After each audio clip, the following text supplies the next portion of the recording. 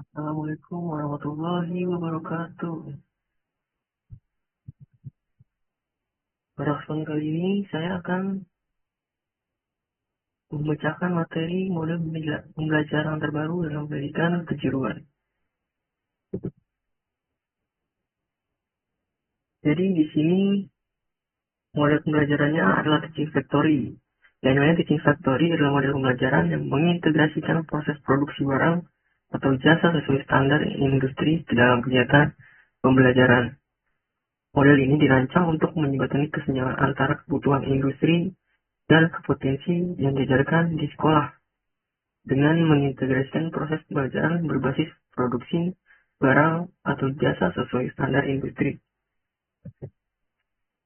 Dan sintaks atau langkah-langkah pelajaran teaching factory yang pertama adalah merancang produk. Pada tahap ini, siswa dilatih untuk mengidentifikasikan permasalahan nyata di pasar melalui riset kebutuhan konsumen dan industri dan analisis kompetitor. Proses ini mencakup pengumpulan data primer dan sekunder, wawancara, observasi lapangan, hingga studi kelayakan. Yang kedua adalah membuat prototipe. Setelah desain final ditentukan, siswa masuk ke tahap pembuatan prototipe sebagai representasi fisik awal dari produk. Dalam proses ini, siswa menggunakan berbagai teknik manufaktur, mulai dari manual hingga berbasis teknologi seperti CNC 3D. Yang ketiga ada validasi dan verifikasi prototipe.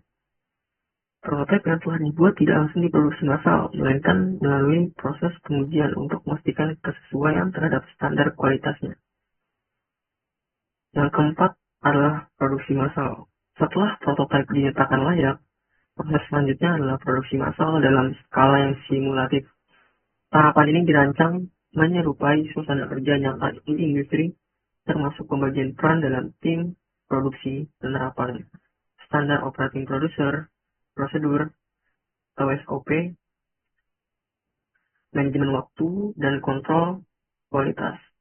Siswa belajar menggunakan mesin produksi, mengelola rantai pasok, hingga menghitung biaya produksi.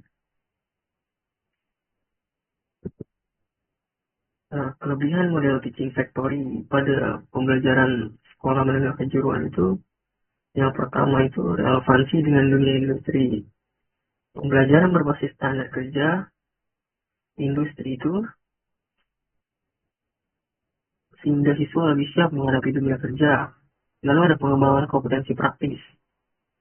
Pengembangan kompetensi praktis ini adalah menggabungkan teori dan praktik langsung, meningkatkan kemampuan teknis siswa.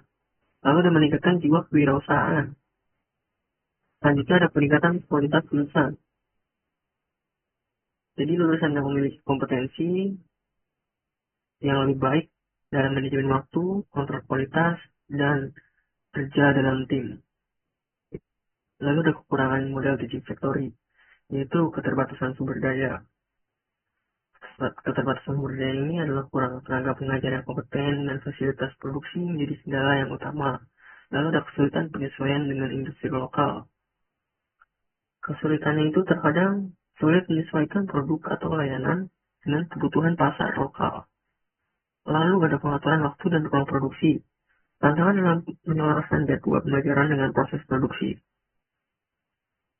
Jadi kesimpulannya, teaching factory ini merupakan model inovatif yang sangat relevan bagi pendidikan kejuruan karena mengintegrasikan proses pembelajaran dengan praktik industri secara langsung. Model ini memungkinkan siswa memperoleh pengalaman nyata melalui lingkungan kerja yang disimulasikan di sekolah, sehingga memperkuat keterampilan teknis profesional mereka di bidang industri.